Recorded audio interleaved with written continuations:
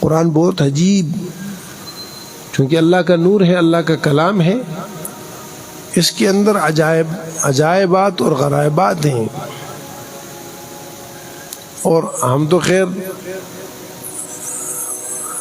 اجہل کے اجہل ہیں، ایک جاہل ہوتا ہے ایک اجہل ہوتا ہے. جو لوگ یعنی رسوخ والے تھے، رسوخ فی العلم جس کو کہتے ہیں، یعنی علم کا سمندر، وہ بھی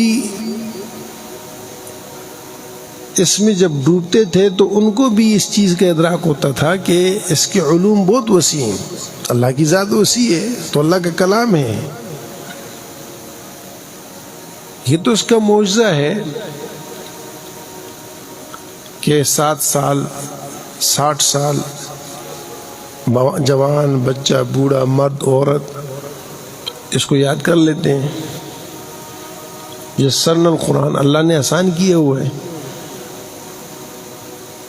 ورنہ حقیقت میں انا سنلقی علیک قولا ثقیلا، قرآن جتنا وزن کوئی سوچ بھی نہیں سکتا. تو جیسے قرآن کریم کا حضرت ام عائشہ رضی اللہ تعالیٰ عنہا فرماتی ہیں کہ سخت سردیوں میں جب وحی آتی تھی تو رسول کریم صلی اللہ علیہ وسلم کی جبین اطہر پر پسینے کی لڑیاں بہہ جاتی تھیں، ثقل کی وجہ سے، بوجھ کی وجہ سے. صحابی کہتے ہیں وہی آ رہی تھی، حضور صلی اللہ علیہ وسلم کی ران میرے ران کے اوپر پڑی تھی، اور اس قدر بوجھ پڑا کہ میں نے کہا میری ران ٹکڑے ٹکڑے ہو گئی.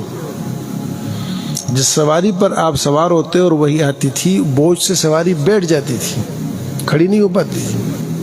آپ کی اکثر عمومی جو سواری تھی وہ اونٹنی تھی آپ صلی اللہ علیہ وسلم کی، عذبہ نام تھا، اور بہت مضبوط سواری تھی. آپ صلی اللہ علیہ وسلم اس کا نام بحر رکھا تھا.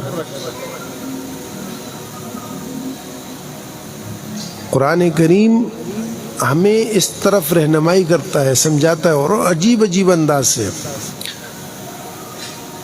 دیکھو نا، ایک ماں اپنے بچوں کو جو سمجھاتی ہے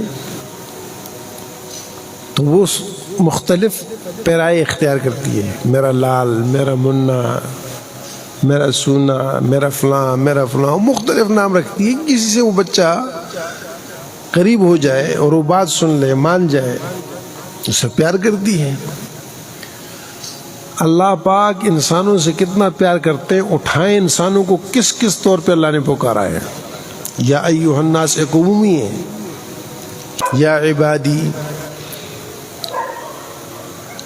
یا ایھا الذین آمنوا،